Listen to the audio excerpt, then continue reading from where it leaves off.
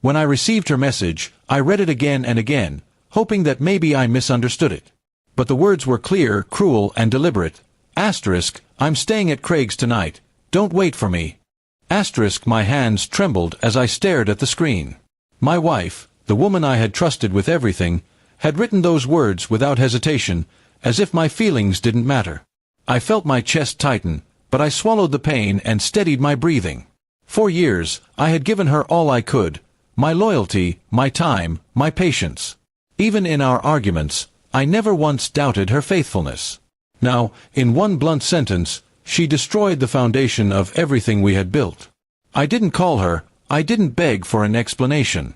Instead, I sat in silence, letting the weight of betrayal sink in. I thought back to the small signs I had ignored.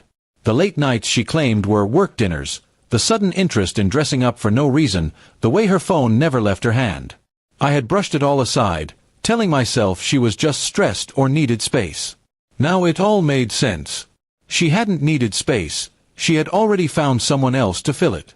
The rage came slowly, mixed with sorrow, but I knew anger alone wouldn't solve anything.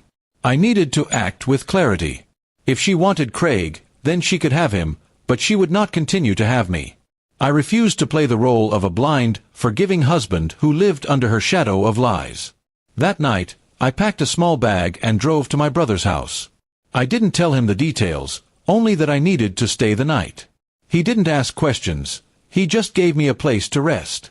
As I lay awake, staring at the ceiling, I made my decision. Tomorrow I would confront her, not with shouting or pleading, but with something far stronger, finality. The next morning, I returned home. She wasn't back yet. Her side of the bed was untouched, confirming what I already knew. I opened the wardrobe, carefully gathering her belongings into boxes. Each dress, each piece of jewelry, each reminder of our years together felt like a knife to the chest, but I kept moving. If she could so easily throw me away, then I could let go of her, too. By afternoon, she walked through the door. Her smile faded when she saw the boxes stacked neatly by the couch. "What's this?" she asked, her voice uneasy. I looked her straight in the eye and said calmly, "It's your life with me, packed and ready to leave." Her face twisted, first in shock, then in defensiveness. She tried to explain, to twist her message into something harmless, but I cut her off.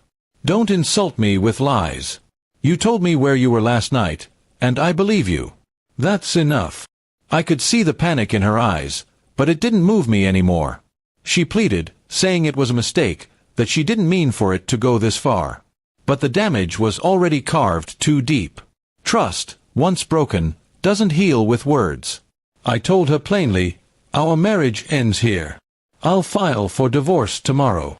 Her tears didn't shake me. For the first time in years, I felt a strange sense of control. Painful, yes, but clear. I no longer carried the weight of uncertainty, no longer lived in the shadow of doubt. She had chosen her path, and I had chosen mine. That evening, I handed her the papers I had already prepared with the lawyer's help.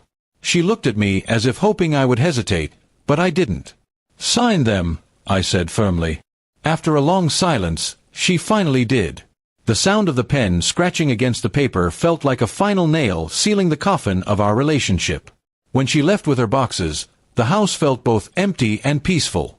There was no laughter, no noise, no signs of her presence anymore, but there was also no more betrayal. Just silence and freedom. It wasn't easy. I grieved for the years I had lost, the love I thought was real. But in that grief, I also found strength. Sometimes the harshest decisions are the ones that save us. She had ended our marriage with a text, but I ended it with dignity. In the end, the divorce was not just an ending, it was my beginning. And as I closed that door forever, I promised myself I would never again accept half-hearted love or silent betrayals. Some wounds heal only when you let go completely.